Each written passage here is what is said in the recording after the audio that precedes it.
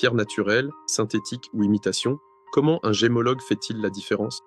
Peut-on réellement savoir si une pierre précieuse est naturelle simplement en la regardant? Dans de nombreux cas, la réponse est non.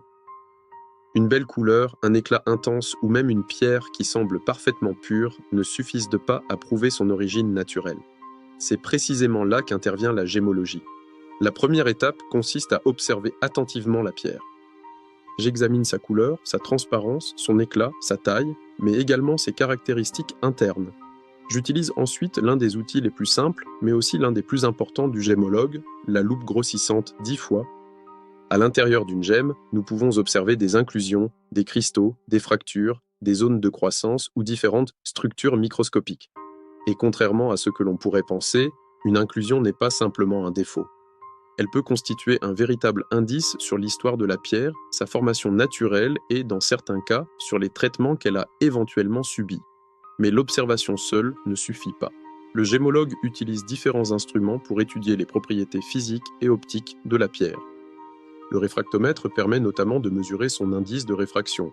Le polariscope apporte des informations sur son comportement optique, tandis que le spectroscope permet d'observer certaines bandes d'absorption caractéristiques.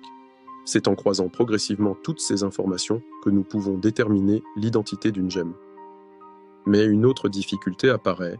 Une pierre peut être naturelle, synthétique, traitée ou tout simplement être une imitation constituée d'un autre matériau. Et certaines différences sont extrêmement difficiles, voire impossibles, à établir avec certitude sans avoir recours à des analyses de laboratoire plus avancées. C'est pourquoi une expertise gémologique sérieuse ne repose jamais uniquement sur l'apparence d'une pierre. Elle repose sur l'observation, la mesure, la comparaison et l'interprétation d'un ensemble d'indices. Pour les pierres importantes ou de grande valeur, un rapport établi par un laboratoire gémologique reconnu peut apporter un niveau de confirmation supplémentaire.